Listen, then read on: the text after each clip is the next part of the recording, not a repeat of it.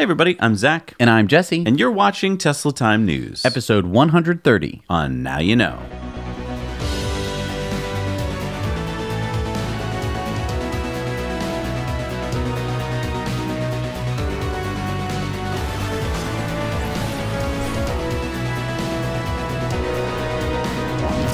Brought to you as always by our amazing, wonderful patrons who support this show every single week and basically make it possible. That's right. And sponsored by our friends at the solar-powered hotel in Schaumburg, Illinois, the Fairfield Inn and Suites by Marriott. They are the first and only hotel in Chicago that gets a majority of its power from the sun. And we're also supported by EcoWare. Yeah, we're wearing the designs right now on our t-shirts. If you'd like to buy one and support the show, go check them out at EcoWare. All right, so the big announcement came last week that the Model 3 $35,000 edition is finally here. Yes, this is the biggest news story I think we've ever covered. Yeah, I mean, this is finally... You know, I remember we had talked about it right after we had seen the unveiling of the Model 3, and we had waited in line, and we were so excited. And now, after 3 years of waiting, it finally happened. It's here. You can order one now. Yeah, on Thursday at around noon, the Tesla website showed us this. And it showed that the wait is almost over. And then at 2 p.m. Pacific time, the website updated to show new pricing for all three cars. And we're going to walk through those changes. So first of all, there is, of course, the standard range, the base Model 3, 220 miles or 354 kilometers of range, 130 mile an hour top speed, 0 to 60 in 5.6 seconds. And this is with the standard interior, which is we had never seen before. Right. It is $35,000 before incentives. Now, keep in mind that this is... You know, if you want to get the $35,000 car, it's black and it has the standard Aero wheels. It does not, and you know, that's also not including autopilot or full self-driving. The interior is manually adjustable seats that are cloth seats, base trim. So instead of that wood thing across the front, it looks like plastic now. Basic audio. It's still got the glass roof. I think that's a huge thing because a lot of people thought, of course, you must have a metal roof, right? But no, you're going to get the glass roof. Auto dimming, power folding, heated mirrors. Music and media is through Bluetooth. I think that's important to point out. So there's no music built into the system. You're going to have to do it through your phone. The custom driver profiles work, but there is no phone docking. Right. So there are 4 USB ports, but the phone dock in the front that we've been seeing in the premium interior is not there. We don't know what it looks like. We have one picture. This is the one picture that we've seen. So, you know, it doesn't look bad. Right. I will say that it does not look bad. No. When I don't know what exactly I was expecting for the standard interior, but I wasn't expecting a glass roof. That's for sure. And yeah, I don't know, it looks great. Elon pointed out during the press call afterwards that he was surprised that they were actually able to get a better looking interior than he had always thought. And so the key thing here is that in the US, you can purchase this car and supposedly get it in 2 to 4 weeks.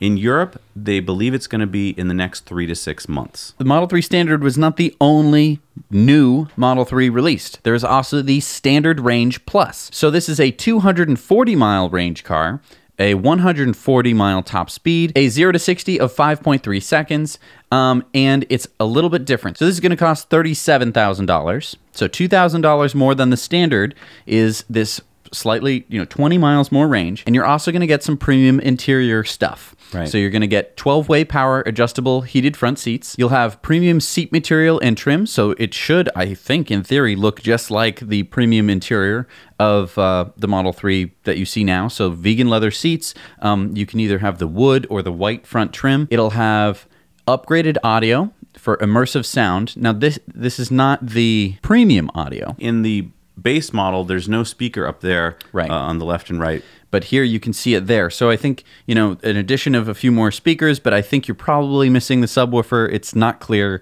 We're not entirely sure, so I'm not going to tell you 100% one way or the other. But it's definitely a step up from the standard base Model 3. Right. It'll have, again, standard maps and navigation. It'll have LED fog lamps. So that's, I guess, a step up from the base Model 3. Yep.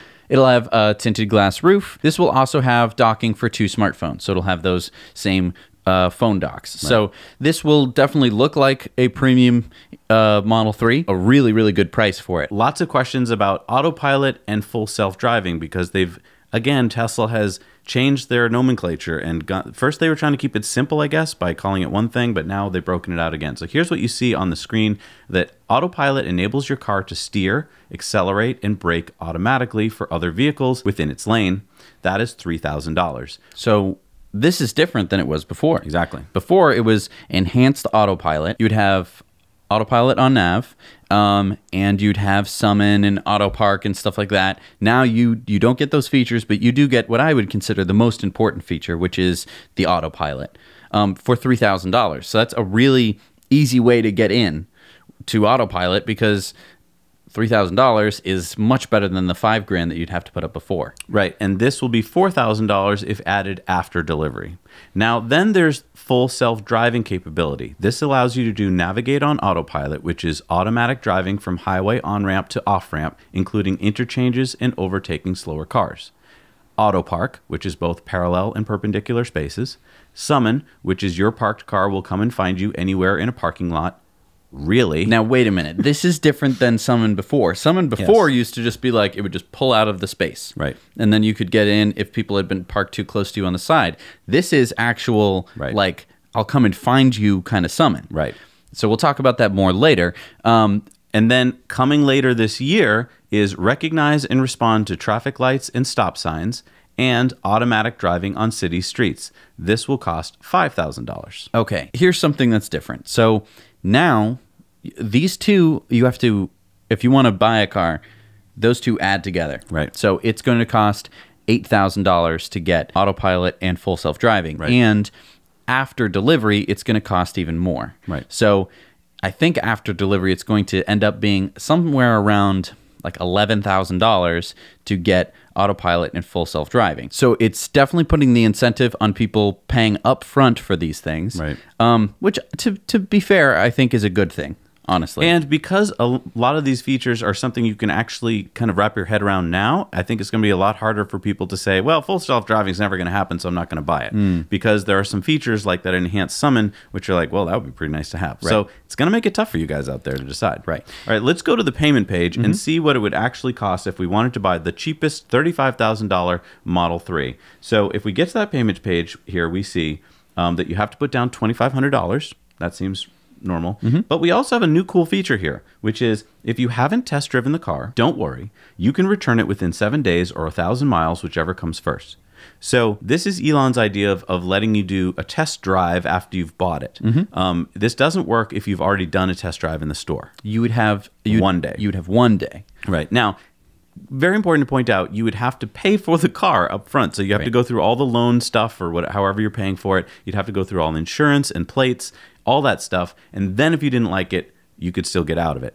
So it's not the same as a test drive where there's no commitment. Right. So, but that's there for you if you want to use it. And anyway, if we go down the bottom of the page, I do want to point out that $35,000 car in the US would still have a $1,200 destination and dock fee added to it. So another important thing to keep in mind is that all of the rest of the Model 3s got cheaper. Also, the Model S and X got cheaper. So we wanted to let you know about that because for a lot of people, that's going to be pretty cool. The Model S got a price drop. There's a new version, the standard range, which is 270 miles, and that's now going for $79,000. And there's really nothing to compare that to. But if we look at the long range, which is now $83,000, that was $93,000 with basically no feature changes. Right. So a $10,000 price drop on the Model S. Right. And for people who want to get the Model S Performance, it's now $99,000, which used to be $112,000. Yeah, a $13,000 savings. Which is amazing. Yeah, let's look at the Model X long range. It was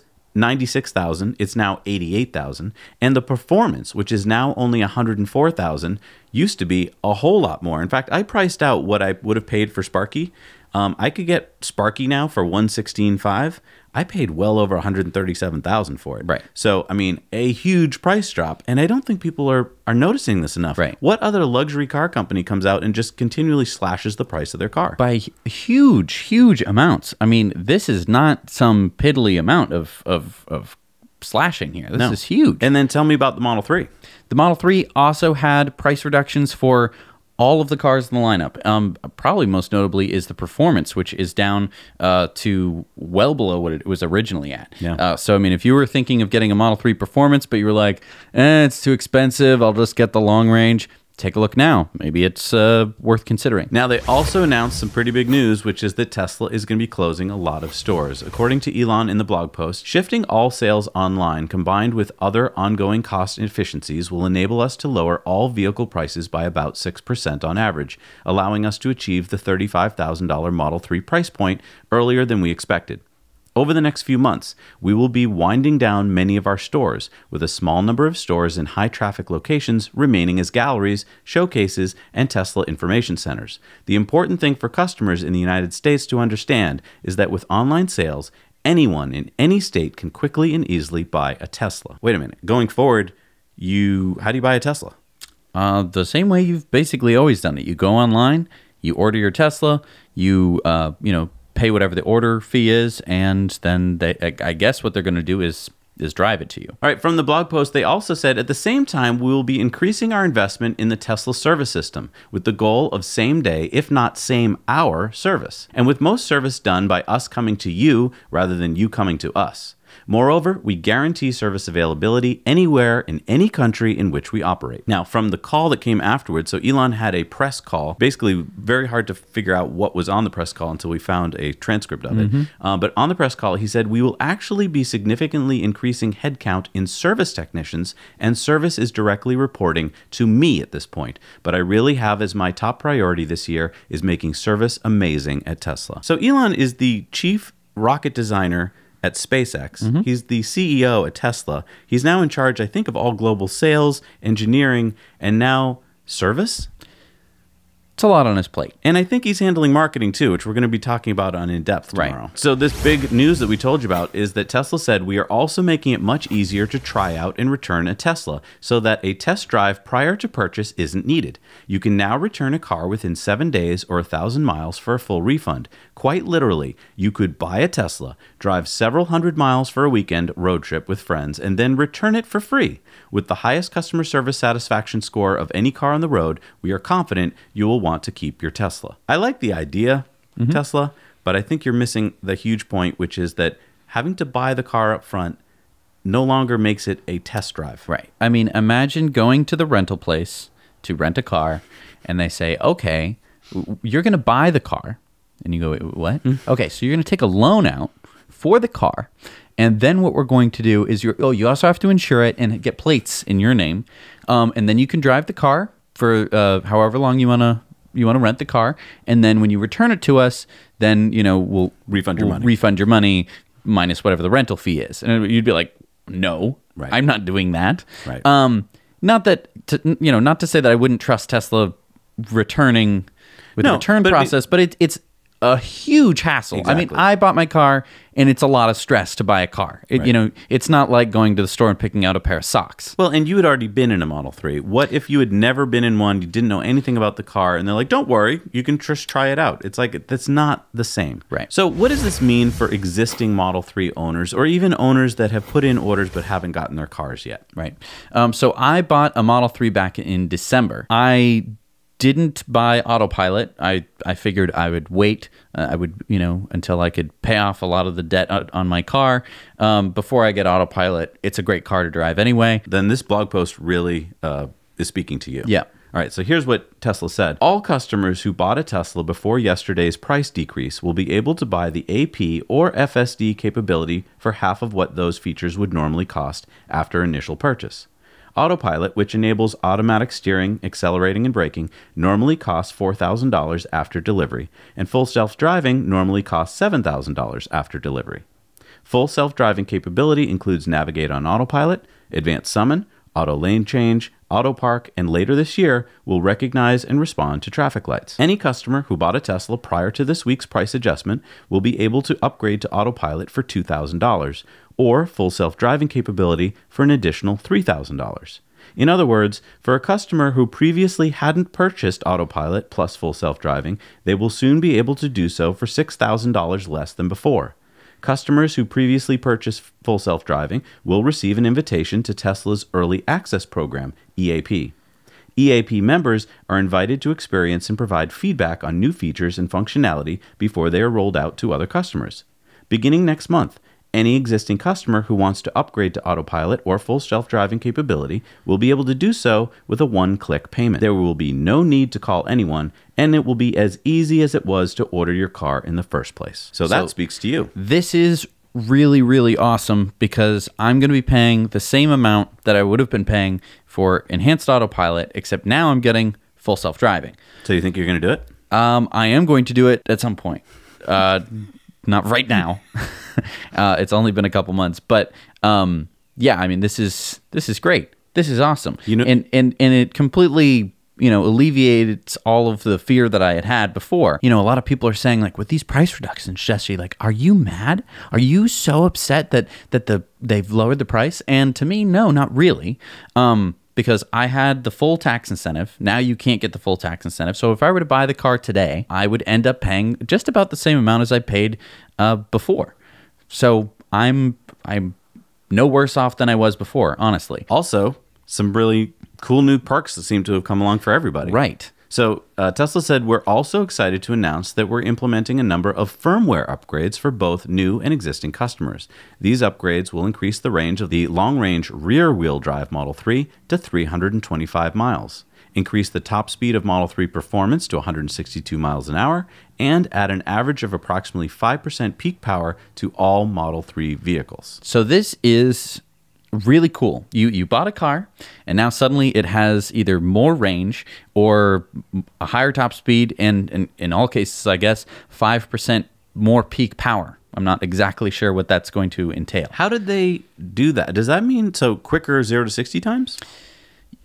I don't know. They didn't say anything about quicker 0 to 60 times. I mean, maybe with a 5% peak power, maybe it comes out to only being 1/10 of a second. But, for other applications, maybe, your 0 to 20 is faster or something like that. I mean, I don't know in terms, especially that 5%. But I mean, Elon did say for the Model 3 Performance that they had limited the motor because they still were testing heat. The speed. Right. They limited the speed because they were testing heat and so forth, and they feel like they're well within their parameters to increase that. So top speed's 162 miles an hour. I do want to question, how many people will get that car up to 162 miles an hour? I mean, you basically would have to take it out to the salt flats or something. Right. Some people will want to do that. Yeah. And then, in terms of increase of range, I think that this is a good way to make sure that, people who might be upset at these price reductions, which, to be fair, don't make any sense. I mean, if the 2018 Kia Soul was a certain price and then, the next year it's a different price, you're not going to be like, wait a minute. I got be smirched. You're not going to be mad about that because you understand that it's, time has moved forward. Right. So I think that, I don't know, there's no real need to get upset. You've had the car for longer and you paid a premium to have the car sooner. Yeah, overall, I think that these are all really great things. Now, if you're an early reservation holder and you're wondering like, okay, well, how does that affect me? On the press call, Elon made it clear that people on the early reservation list will get top priority for the $35,000 car. So if you've been waiting patiently and you put your order in, you should rise to the top of that list. All right, so there was this press call that happened after the announcement that most of us didn't know about because it was just to certain press people. And some interesting things came out of that call. One of them was that Elon said, this is the lowest price we could possibly sell this car for. It's excruciatingly difficult to make this car for $35,000 and still be financially sustainable. Hence the unfortunate need to reduce headcount. We will be closing some stores, some reduction in headcount as a result. There's no question about that. I wish there was some other way. Unfortunately, it will entail a reduction in force on the retail side. There's no way around it. Now, when asked about the profit margin on the $35,000 Model 3, Elon said, yeah, we're not going to answer questions like that.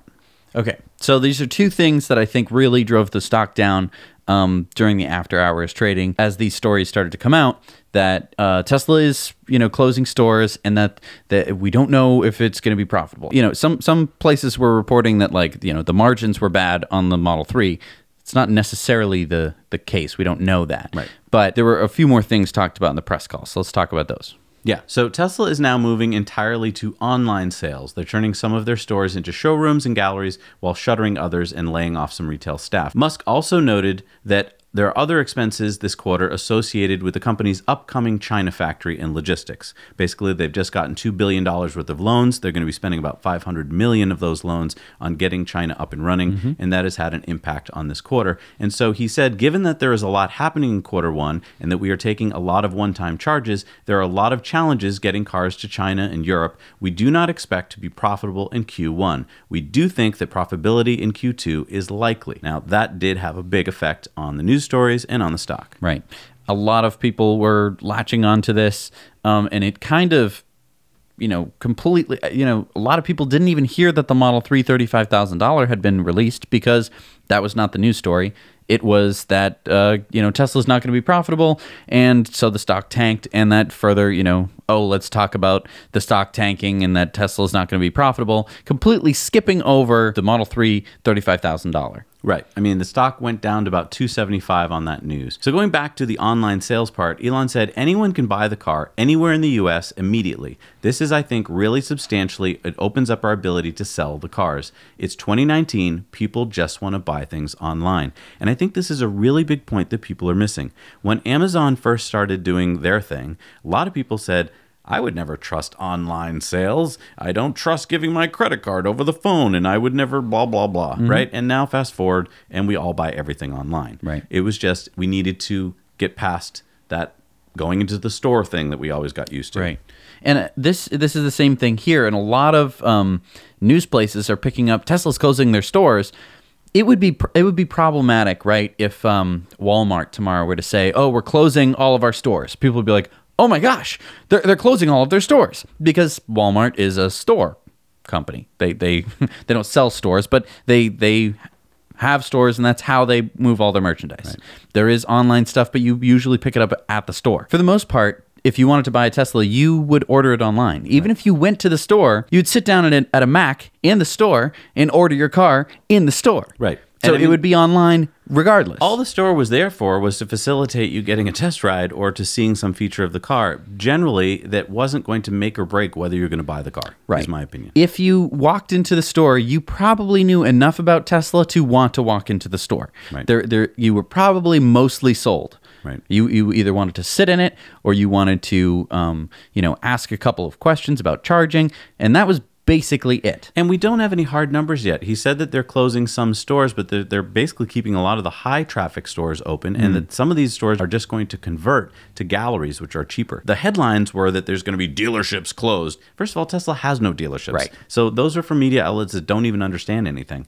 This wasn't as big a deal, I think, as everyone's making it out to be. And in fact, in my opinion, it was a smart move. I don't think Tesla needs all those stores. Right. This isn't Ford is closing dealerships. Right. It's completely different sales model. Completely different. Right. And so to equate, stores closing with massive problems, not an entirely one-to-one comparison. No. Now, Electric is reporting that Tesla is launching a new mobile app feature that gives owners live service status updates about their cars. When the car is ready to be picked up, they get a direct notification through the mobile app. Cool. So you can actually open your app, see what the car is doing inside I guess the car isn't repairing itself. Not yet. But the humans are repairing the cars, at least for the time being. So last week, we told you about what I think is the biggest story of the year, even bigger than the $35,000 Model 3 story. I think you will come back to this and you will see that I was right. Okay. Researchers at OpenAI, they used 40 gigabytes of data pulled from 8 million web pages to train what they're calling the GPT-2 software. This is software that can write stories. So we read to you the fake story it wrote about the discovery of unicorns last week, and then we read you 2 JFK speeches. One was real, one was fake. We asked you to comment on which you thought was real. It turns out many of you were faked out by the AI. Not most. I would say that on average, more people were able to detect, which speech was real and which one wasn't. I'm going to say some of you actually heard this speech probably, and a lot of you might be able to pick up on certain things that relate to true things in history. Right. Anyway, what was the real speech? The real speech was the second speech. But I think just the fact that anyone was fooled by this at all proves that it's pretty impressive. Yeah. So now I want to stress that this is just the beginning of AI writing, and they're already fooling many of you. So it can write in the style of the input text. So for instance, if you tell it to write like a high schooler writing a paper, it'll write like a high school kid. To show you how good it is, here are 2 more examples, and we'll tell you at the end of the show which was written by a human. For today's homework assignment, please describe the reasons for the U.S. Civil War. This one is by Donnie Ferguson. It is easy to identify why the Civil War happened, because so many people and so many books and so much television and film tells us that it was the cause, that it was something to do with race or economics or religion. There is much agreement that it was essentially a war of slavery on behalf of capitalism, about a century of slavery. But that's not what most people think of when they think of the Civil War. Many people think of a war as about states' rights. You're not wrong about that, but it's kind of misleading to say that the Civil War was a conflict between states' rights and federalism, so let's try again. What's the idea that has inspired so many people to go onto the battlefields of Gettysburg, Antietam, and Gettysburg, and Petersburg, and Fredericksburg? The American idea of the Republic, a notion of limited government, is a great part of the history. This one is also by Donnie Ferguson. Most people blame slavery, or the Missouri Compromise, as the chief cause of the Civil War. But I believe it was the publication of Uncle Tom's Cabin by Harriet Beecher Stowe that really launched the Civil War. No book in time or history has quite affected human culture as strongly as this book has. The reason why Uncle Tom's Cabin really launched the Civil War is the sympathy it aroused for slaves and its consequent spurring on of the abolitionist movement in the South. When Abraham Lincoln met Harriet Beecher Stowe in 1862, he said, "So this is the little lady who started the Civil War." That is how powerful effect this novel had on America and its conceptions of slavery. People in the North and South alike both began to look at how blacks were treated by slaveholders and to demand for slavery to be abolished.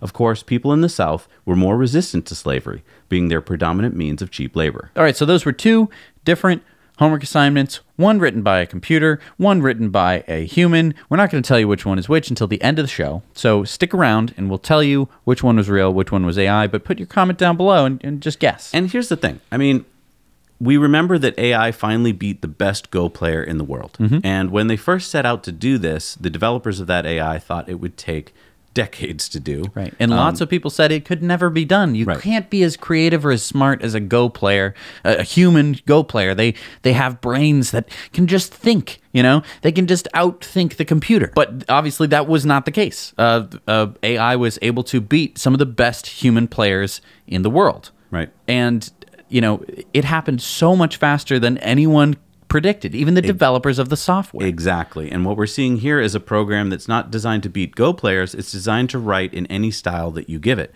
So let's just think down the road here to what's going to happen. Once this is perfected, and I think it's going to happen super quick, you could, for instance, tell it to write a season of Game of Thrones. Right. Oh, do you like J.R.R. Tolkien? Great. You can read Tolkien for the rest of your life because it'll just keep generating stuff in the same style of it. Right now, it's not doing anything to replace anybody. But within a very short amount of time, why would any Hollywood producer pay for a team of writers if they could buy a program that could write anything they want? Right. And this is just like, this is an appetizer. This is just like a little grain of what it could do just to get your mind starting to roll in the right direction of like how powerful this technology is. But it's way, way, way more powerful than that. And it's a lot more scary as well. I mean, reading Tolkien sounds like a great thing. Like, oh, great, I can just keep reading it forever. But no. It's going to start, writing, fake news articles. It's going to start doing all sorts of terrible things.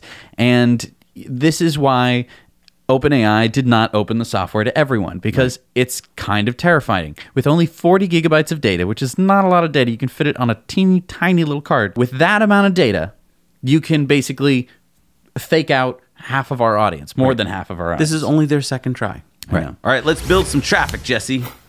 What? Yeah, don't you want to solve traffic and air pollution? Yes, I do want to do that. But what you just said, build more traffic. Well, I think that's what's going to happen here. So State Senator John Morlatch, he's a Republican from Orange County, he introduced Senate Bill 319 earlier this month in California. So if it passes, it would require the Department of Transportation in California to build 2 high-speed highway lanes in each direction along California's Interstate 5 and Highway 99. Great. High-speed rail. That's awesome. No. These are for cars. High-speed... Oh, highway lanes. Highway lanes, Wait, yeah. so these are high-speed car lanes. Yeah, these lanes would have no speed limit on them, just like the German Autobahn. So he wants to reduce traffic and air pollution. Sounds like a great idea, doesn't it? No. Why not? They're going to have unlimited speed and go as fast as you want. Get home in no time. Well, no, because I mean, opening more lanes does not alleviate traffic. It just means there's more lanes of traffic. Oh, I thought throughout history that when you open more lanes, you got faster traffic. No, that's not the case. That's why it's not solved. I mean, it's already a very wide highway to begin with, and now you're just adding 2 more lanes onto it. And then also, I just want to make a point, and I know this is a minor, teensy-weensy point, but I mean, in this country, to get a driver's license, it's pretty dang easy. You study a little bit, and you have a driving test, and that's about it. You spend about 20 minutes in a car with a guy, and he either says yes or no. In Germany, it's a lot harder to get your driver's license. You do actual training, right? You don't just head down to the DMV someday. You have to do training to get your license. Training, yeah. Right. And their accident rates are much lower. Much lower. And I feel like that is how they are able to have an Autobahn with no speed limits, right. Because you have people who good point. Are good drivers. You do not want to let the average American drive at all speeds. That is a general statement. I'm not saying that all German drivers are amazing drivers, and I'm not saying that all American drivers are poor drivers, but on a whole, you're going to run into trouble. This is not just some magic solution where it's like, oh, great, all the cars are now going 200 miles an hour. Well, that's what I'm so upset about, is that basically we've never shown that building more lanes reduces traffic or pollution. So why don't we, if we're going to spend billions of dollars and years and all this construction time to build this, why don't we talk about what would work, which would probably be something like the boring tunnel or the Hyperloop. So this very interesting article came out in Popular Mechanics. It's called Electric Slide. We drove the Tesla Model 3 in the snow to see how it fares as a rally car. This is by Ezra Dyer. And I thought it'd be interesting to read a passage. Right. So just some background. They took the Model 3 Performance to a rally school where they teach people how to drive rally. For people who aren't aware, rally is where you basically are driving a car on a dirt road and it does all sorts of crazy turns, and it's a really interesting, there's all sorts of drifting and lots of crazy techniques you have to, understand and develop in order to do it. Right, it takes years to learn. Right. So here's what Ezra said. He said, "We switched seats, and I promptly discovered that the Model 3 requires unlearning of a few of the rally techniques that Knox himself taught me during previous visits to the O'Neill playground. For instance, in any given gas-powered car, you're doing a lot of left foot braking so you can overlap brake and throttle to manage weight transfer. The point being to intentionally upset the car's balance and induce rotation.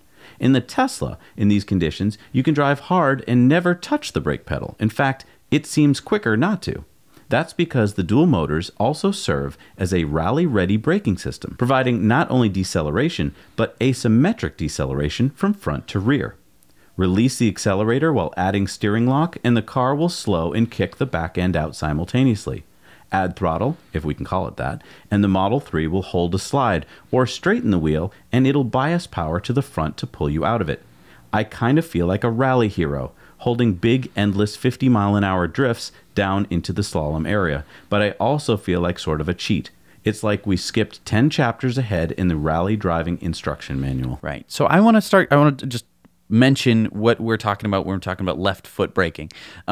Normally when you're driving a car, you should be using your right foot on the accelerator and the brake pedal. However, when you're driving rally, you have to do crazy things to get the car to do what you want it to do. Wait, so that means that Nana drives correctly with the left foot on the brake and the right foot on the accelerator? No. No, it doesn't. So she's a rally driver. The reason you do this is you want to have the engine and the turbo and everything all spooled up with lots and lots of power. You want to keep your RPMs high while at the same time applying pressure to the brakes, which actually is preventing the power from reaching the wheels, which means that you're able to, slow down the car, which means that you're changing all the pitch and stuff and allows you to do crazy drifts and all sorts of things like that. The takeaway then is that with an electric car like the Model 3, you're able to do... You don't need to do that. You don't have to keep the RPMs high. The RPMs are whatever your foot says they are. Right? So as soon as you back off, it can do the regen braking instantly to get whatever you want. So now, instead of having to balance between 2 feet, keep the RPM high, but also make sure I'm getting enough brake to go around this turn, now you're just like 1 foot. Okay, that's too much. Let's give it a little less. Instead of like, do I do less brake or less gas? Or more brake and less gas and, it's so much simpler. So this guy basically has to unlearn all of this, crazy stuff that you have to do, it's sort of like a steam engine. Like you'd have to do all sorts of things to get a steam engine to get running. And then I assume once, an automobile came out, you're like, well, this is so easy. This isn't fair. Right. Or, horseback riding. You'd have to know all sorts of things about your horse to get him to go faster. Oh, you got to give him the oats or something, This is a completely different regime. And once rally drivers, I think, especially because they do the craziest things, once they have access to an electric car that they can build from the ground up, I think it's going to change the world of rally. Yeah. And all of that is, again, we talk a lot about cultural shifts. This is another cultural shift. This is just the beginnings of it. These people are just learning, this performance Model 3 is ridiculous, and it's so much easier to operate. All right, it's time for the lightning round. Here we go. All right, so we hate to report on Tesla crashes. We are going to report on this one. So let's have our friend Michael, who is down in Davie, Florida, give us a little bit of background here. Hey everyone, Michael Bodner here from Tesla Tunity, reporting for Zach and Jesse. I'm here on the scene where the Model S tragic accident happened here in South Florida. The car, of course, was found on fire. A lot of us saw the headlines. All right, so this is a busy road and a busy side street here that I'm parked on. Actually, a perfect spot for me to park and talk to you. But you see that collection of palm trees up in the distance? There's a couple of cones. We are filming on Thursday. The accident was just a couple days ago. All of the trees are completely gone that were knocked down, and there are cones in their place. There's actually completely scorched dead grass where the car came to rest. Watching the local news here, there were reports of definitely speed being at play.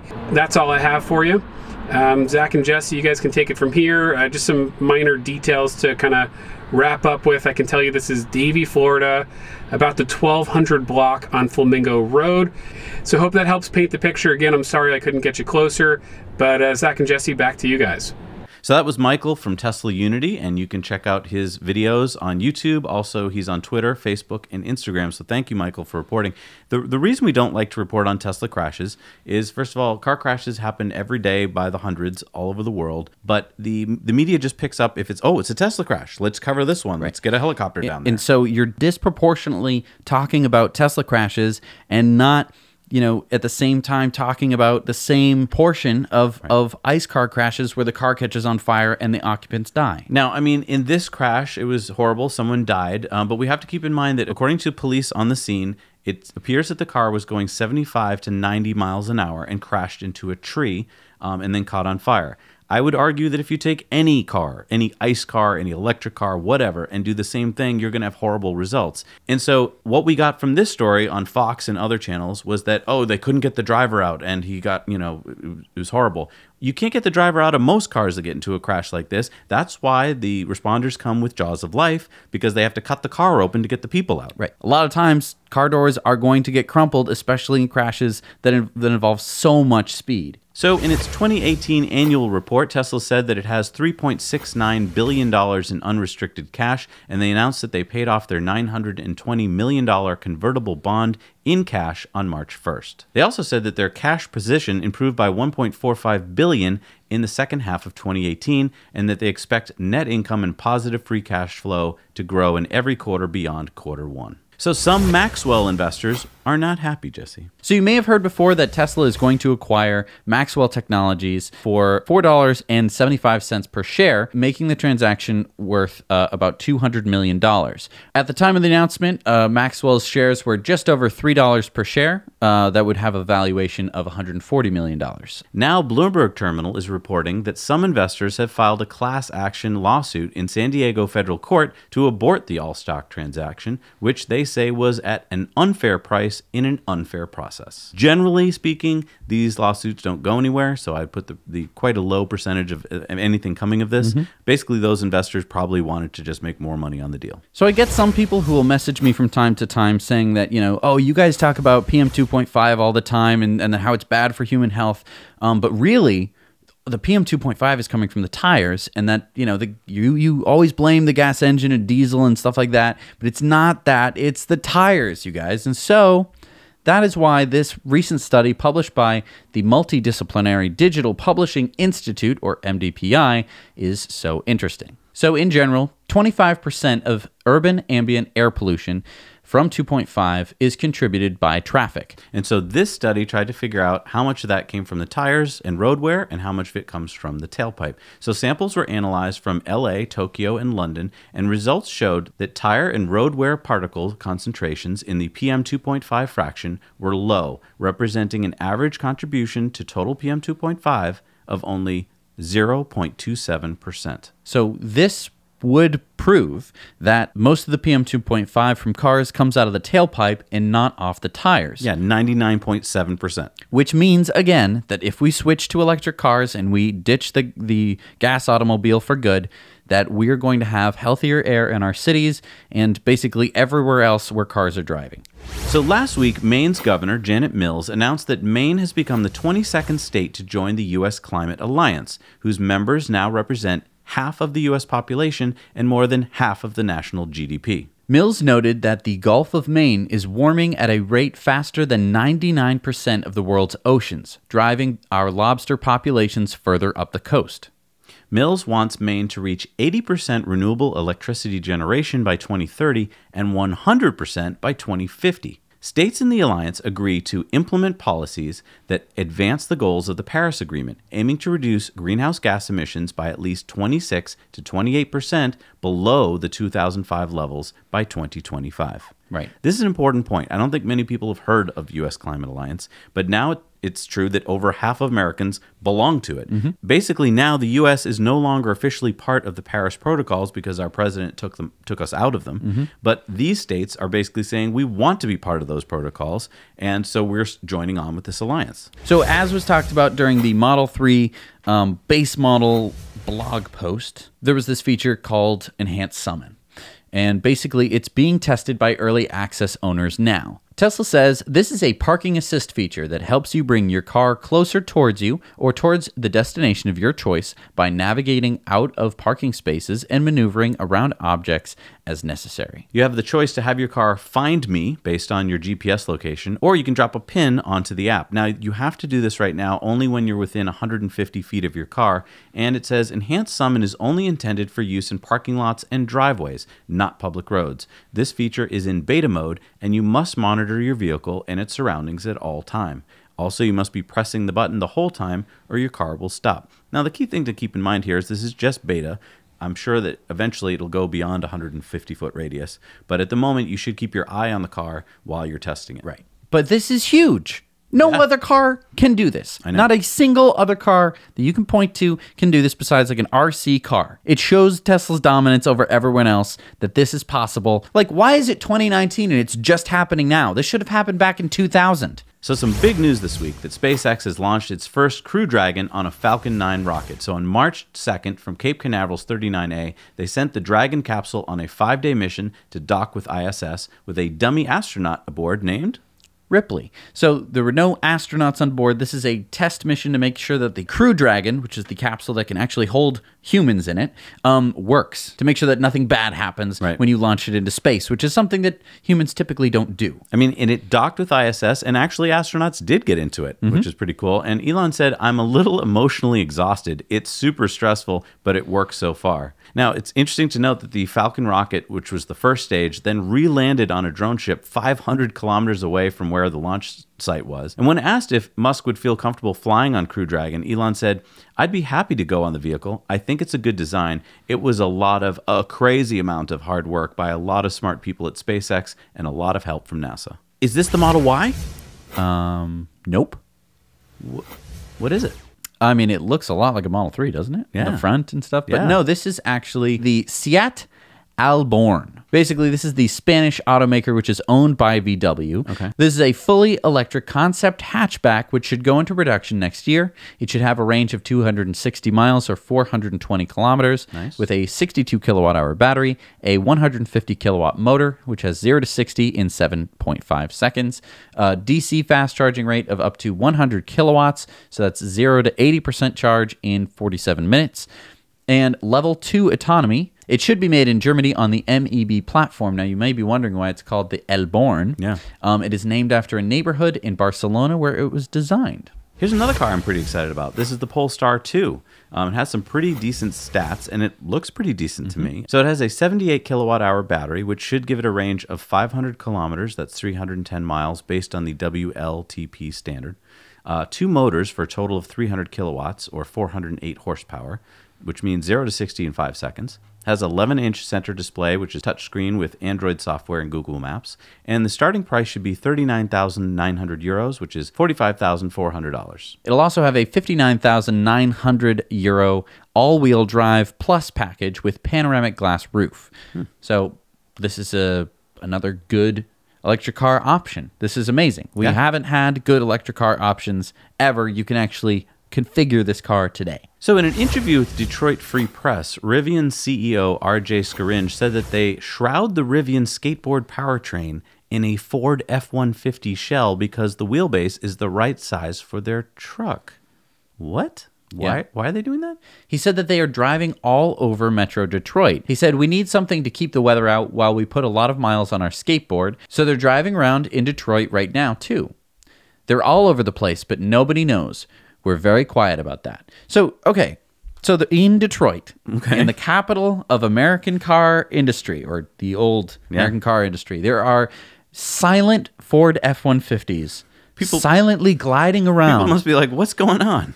If you live in Detroit, I want you to pay attention to the Ford F-150s driving around. Get us some footage. See if there's any of them doing anything suspicious, like really, really good acceleration. Like pulling out of a parking space like that. Or really, really quiet driving around, because they're there. Right. I think this is really interesting. I wonder if Ford is thinking about, like, this Rivian company, it just works on our platform, you say. We could just buy them. We could just buy them, you say. It's a very, I think that was no coincidence. So there's been a Harris poll of 1,500 U.S. drivers in October, and they found of all drivers surveyed, 74% said EVs were the future. The survey found 85% of EV drivers are satisfied with their vehicles. And 55% of EV drivers are so hooked on their EVs that they say they'll never go back to a gas vehicle. 55% seems a little low, but it was only 250 EV drivers, so it's kind of small. And we don't know how many of those people drove like a Prius or, a Leaf. So there you go. All right, it's time for our video contributor story. Who do we got this week? We have Antonio with his take on Brazil's EV market. Hello everyone, my name is Antonio Oliveira. I'm speaking from Southern California from my recording studio, which is, as you guys can see, my Model 3. I love this car. In this video, I'll talk to you guys a little bit about Brazil, which is where I'm originally from. With a population of 210 million people, Brazil ranked number 7 in 2016 in the list of top polluted countries in the world, with almost 2.3 billion tons of CO2 equivalent emissions. Transportation accounts for about 15% of the CO2 emissions in Brazil, and when it comes to vehicles, the use of ethanol as fuel is very popular, which is great. Get this, more than half of Brazil's entire 100 million vehicle fleet can run on either ethanol or gasoline, or both. You choose the fuel each time you stop at the pump. Isn't that cool? But even clean ethanol can't compare to electric, right? Well, let's see some not so impressive numbers now. Out of the 101 million vehicles circulating in Brazil today, only 436 fall into the fully electric category. And yes, you heard that correctly, 436 electric cars in a sea of over 100 million vehicles. You see, up until now, automakers just haven't sold EVs in Brazil, but Brazilians want electric cars. As a workaround, some people convert their ICE cars into electric ones, and others end up importing EVs through third-party companies. The good news is that all that is about to start changing. Several automakers have committed to start selling their EVs in Brazil starting in 2019. Unfortunately, Tesla is not one of them yet.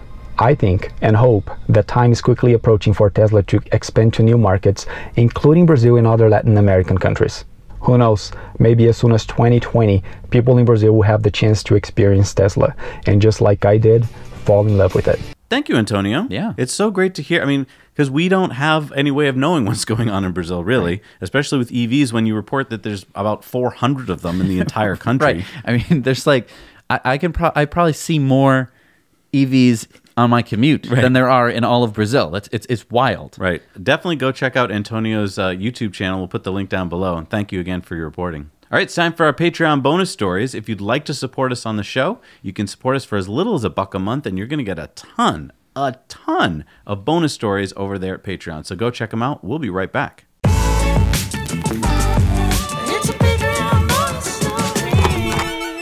Hey everybody, we're back from our bonus stories. It's time for our awesome. Oh wow, it was good Patreon bonus stories. That was, you guys, if you're not a Patreon, you guys are missing. That was like out. more show than the other show.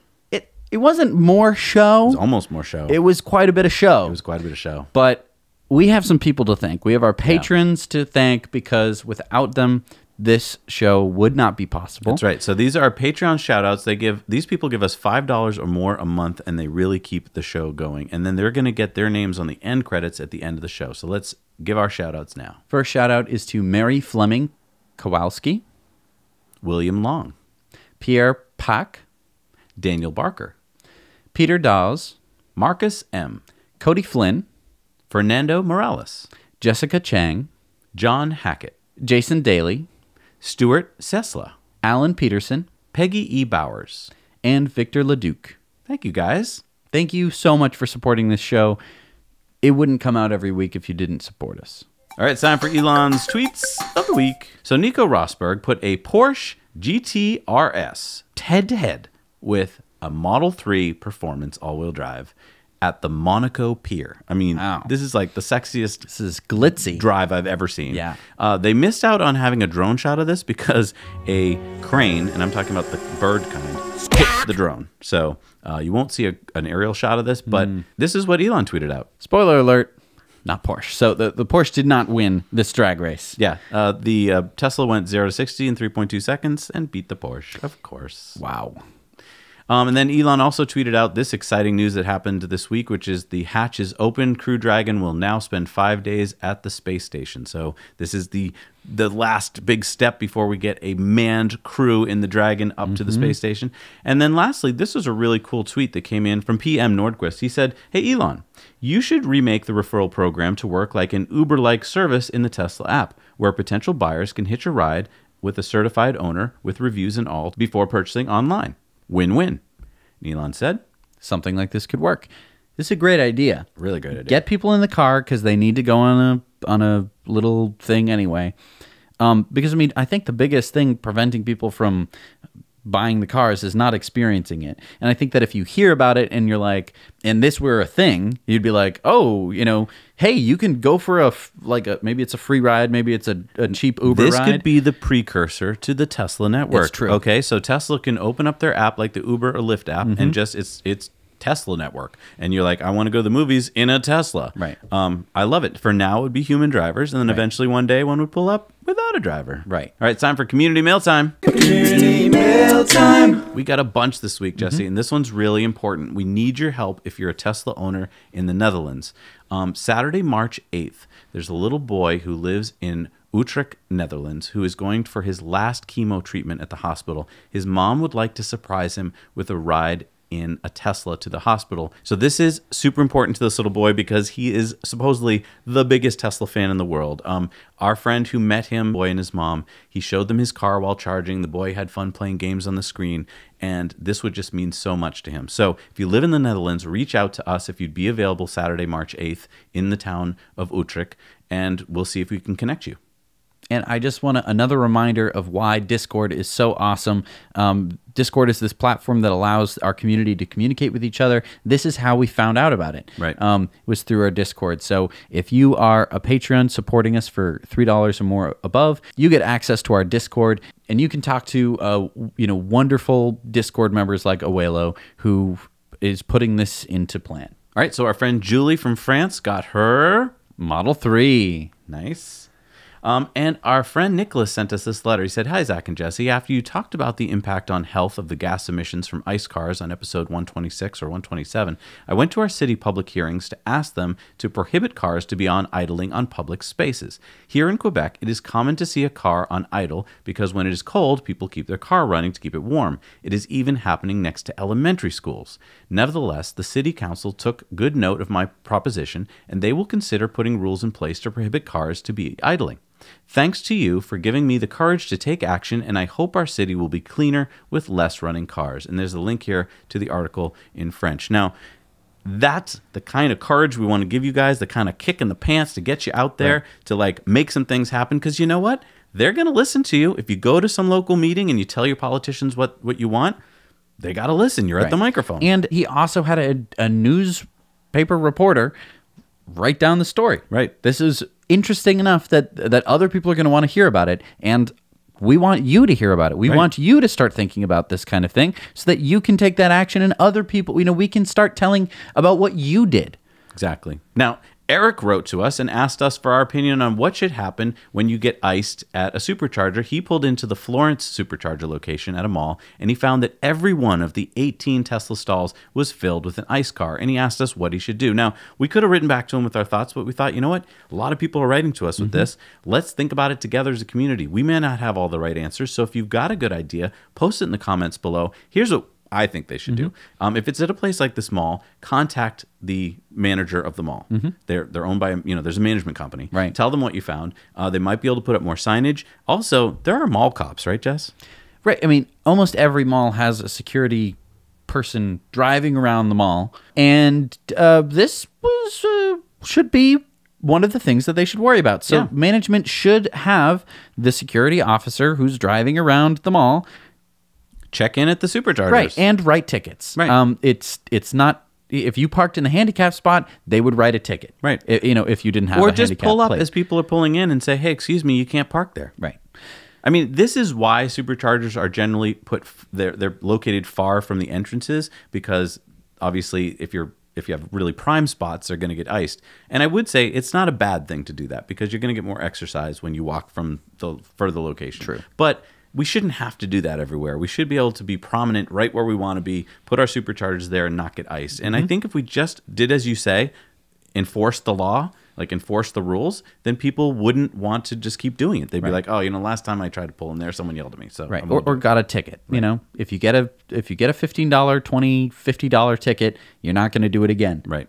Our friend Frank says, nice. And our friend Ignacio went to the Tesla charger in Dubai, which is next to the tallest building in the world, the Burj Khalifa. Wow, that's pretty tall. Now, our friend Remy in Belgium, he's on the list for Model 3, and he's very confused, and rightfully so. He's got an order for Model 3, but he's not sure if what he's going to get in terms of the autopilot hardware, because things have just changed on him. And this is something we're going to be talking about in depth tomorrow, but he's had to go to like Reddit and look at infographics that people put together to try and figure out what's going to happen to him. That should not happen, Tesla. You should be talking to your soon-to-be owners and telling them what's going to happen and helping them to not have any concerns. And our buddy Patrick in Sweden just got his Model 3. He was one of the first Model 3s in Sweden to be delivered. You've seen him before on our show. He has a great YouTube channel called My Electric Earth, where he covers all sorts of EV news, so go check out his channel. He even has a video there of him picking up his Model 3 with really great shots, by the way.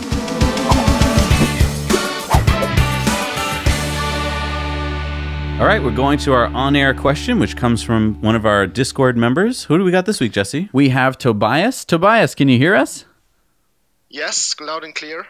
Awesome. All right, well, why don't you introduce yourself and ask your question? Yeah, so I'm Tobias Peterson from Germany, and I had the question to you guys.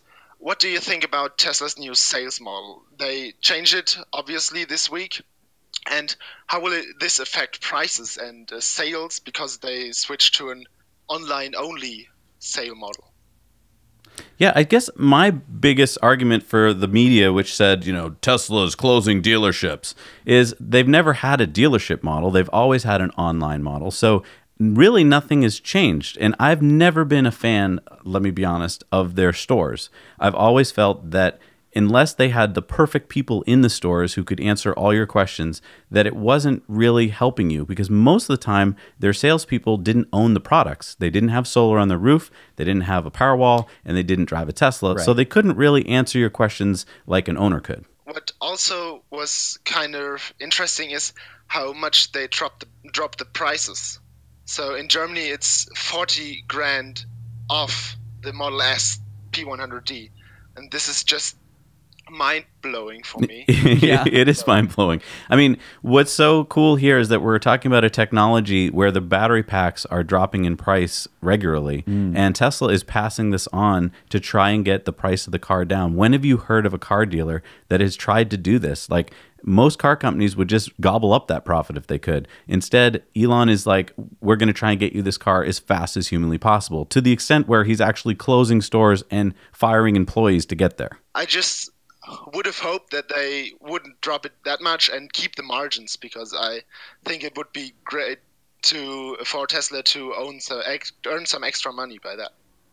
No, that's a good point, except that by lowering the price and getting this to, especially the $35,000 Model 3, they're really opening it up. I mean, if you look at this as a bell curve, every $1,000 that they get the price of the car down, they open this up to tens and hundreds of thousands of more people that can now afford the car, which ultimately is going to get them bigger and bigger market share. So for this quarter, yes, it probably wasn't the best move in terms of profitability, but for long term, I think this was actually a pretty smart move. Well, thank you so much for tuning in with us, Tobias. We hope that you enjoy listening to yourself on Monday when everyone else is listening. So for those of you who don't know, this is on air through our Discord. Tobias, what do you think of Discord? Discord is great. I actually supported it since the first day it went out, and I really like it. It's really great to keep up with other people with the same mindset. That's awesome. All right, well, we're going to say goodbye to you, Tobias. Thank you so much for joining us, and we're going to move on with the rest of our show. See you, Tobias. Bye. Great question. Yeah. So yeah, if you want to get a question on air, all you got to do is join us at the $4 perk level on Patreon, and you'll be on Discord, and you'll be able to leave us questions, which we go through and pick one every week. Yep. All right, it's time for Supercharger reviews, and before we get going, Jesse, I wanted to point out that our friend Fred, who's at the San Jose Santana Row Supercharger, I think it went online about a month ago, but they had the grand opening a week ago. He was there, and there was some politicians there, and one of the politicians that was cutting the red ribbon there was Senator Beale, and he talked about the need to address pollution and build out an infrastructure for electrification. He also made the point that the #1 reason for children emergency room visits at the Santa Clara Valley Medical Center, less than 1 mile from where they were standing, is acute asthma attacks due to air pollution. Wow. The #1 reason. That's sickening. Yeah. I mean, yeah, what a smart political platform to be on. I mean, there's 26 urban chargers there, and then there are 15 level 2 Tesla destination chargers. Wow. So this is a serious spot to charge up your car for people who need to, charge up at an urban supercharger. Right. That's really cool. All right, so let's see what we got for Supercharger reviews this week. Hey, Zach and Jesse. I'm here at Downey, California at the Downey Supercharger.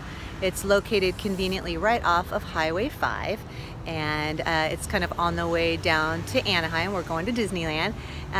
There's 12 stalls, and there's a tea coffee place right here in the parking lot that has really good Wi-Fi. There's also a pizza place, a McDonald's across the street, and a sit-down restaurant that's like a grill buffet.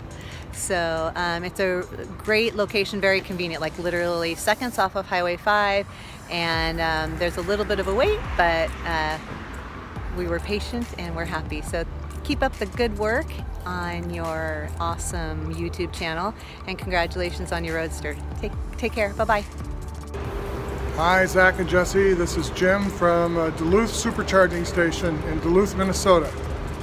It's a small one. There are only 4 supercharging stations, 2 behind me and the 2 over here with my car.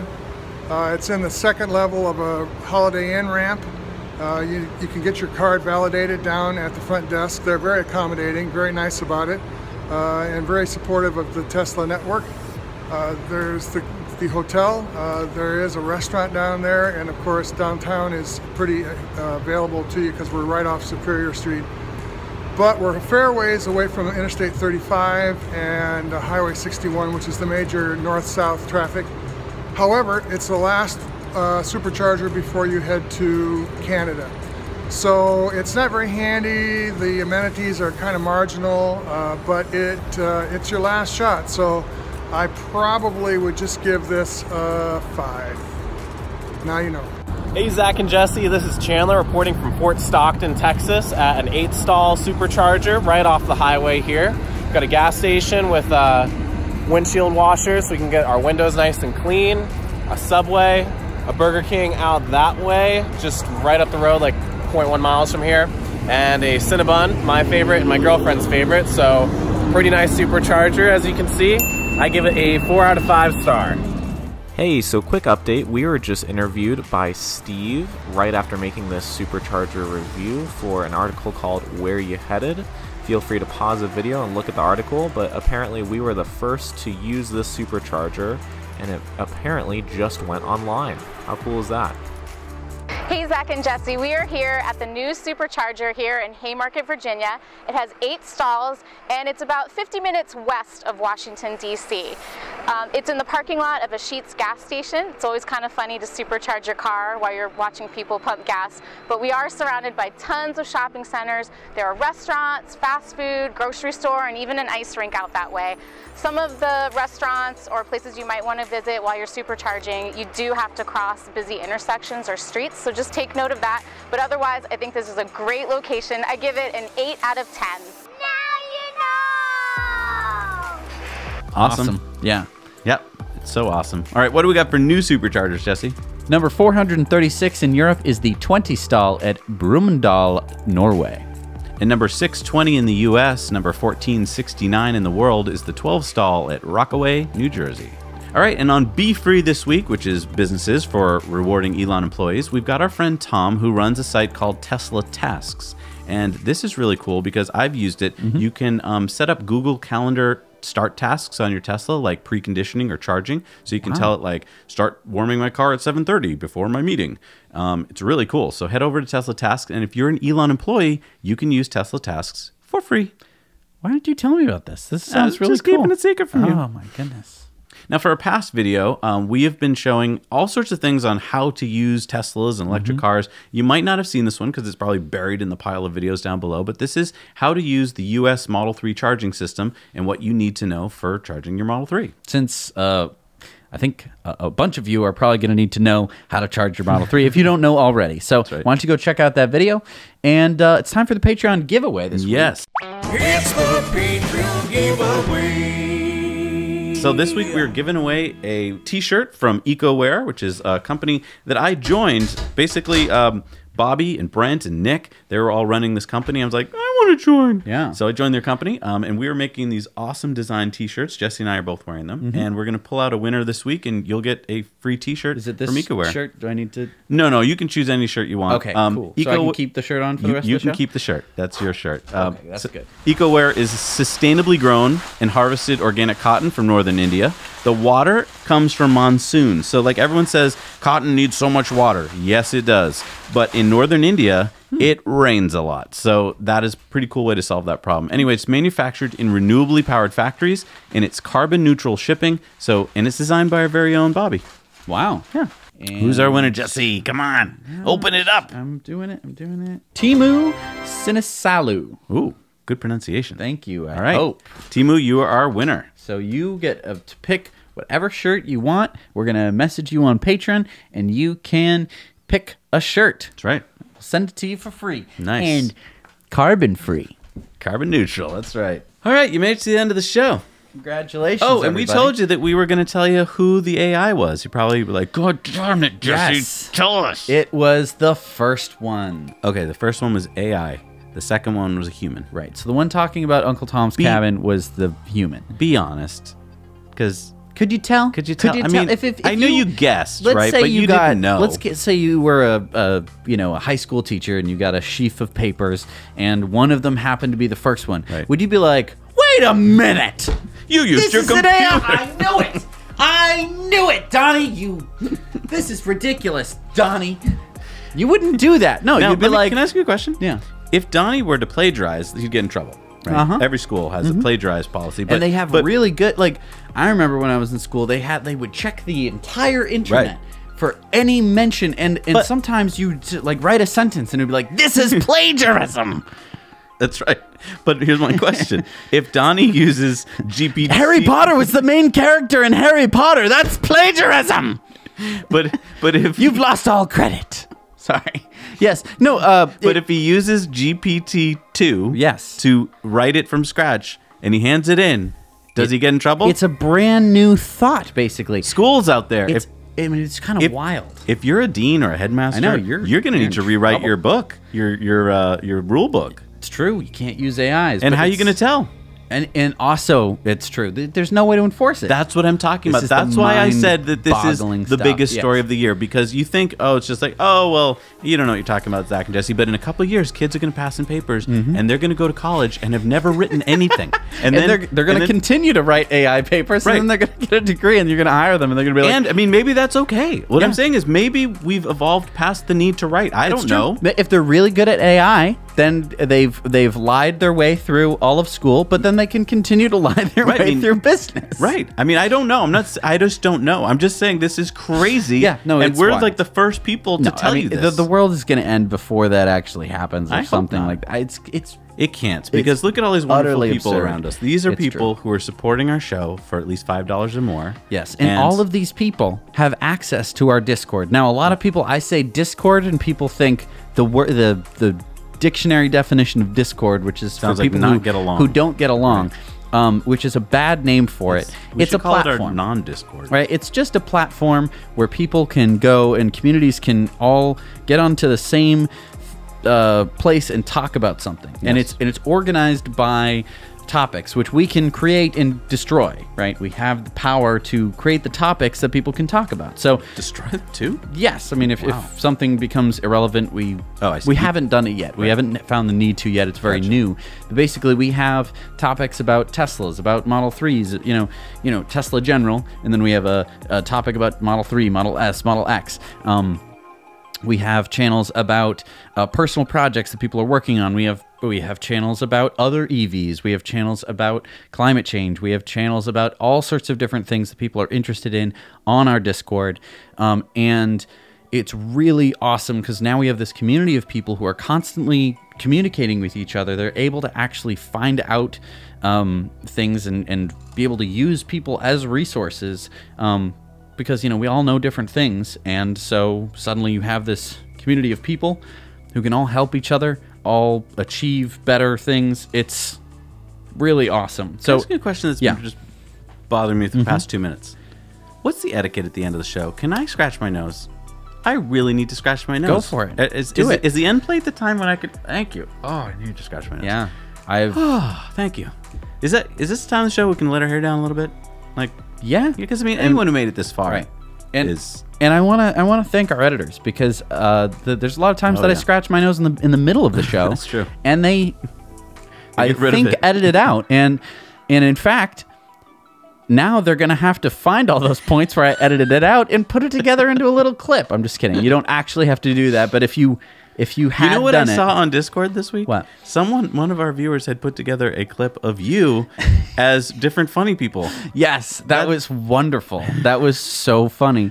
That was really awesome. That was really great. Yeah, because I mean, I like doing different voices and stuff. Yeah. It's really fun, and it's nice that, you know, what a cool thing that I'll have editors that'll put my face over some person or put my mouth in some place. Where I'm talking about funny thing, and then someone will take all those clips and put it all together. It's really wild. Yeah. So anyway, it's awesome. Thank you so much for watching this video. If you're like, I know that statistically you're not 10 years old. Our highest statistically, you're more likely to be 75 plus than you are to be 13 years or younger. I hope we have some kids out there. We do have some kids, and a lot of people are watching with their families, which is awesome. And I encourage you to do that because we have little babies that watch the show. It's great to have these conversations with your kids and to be talking about this stuff. I mean, it worked out pretty well for us. Yeah. You know, when we're not mad about other things, we can usually come together and talk about sustainability. It's something that we both agree on, and I think a lot of people can agree on this kind of stuff. That's a really good point. It's a really good conversation to be having with your kids or just other young people in your life. Because I mean, usually the generations don't agree on a lot. You know, right? It's not a lot to agree on. But. And statistically, I know that in general, the people watching this are a little bit older, and good on you. I mean, I was amazed when I saw the 75 plus category larger than younger people. I know, where on YouTube Where is that on true? YouTube is that true? I have no idea. Mostly because I'm not 75 plus, but I hope that I am, when I'm that old, that I am that cool to be that with it, that I'm, you know, watching the nano films, you know, or the ion drive documentaries, or, you know, whatever is going to be as cool and as hip as this is. All right, well, let's let them get some rest so they can rest up for in-depth tomorrow. Absolutely. It's going to be a doozy. Thank you so much for watching. Now you know.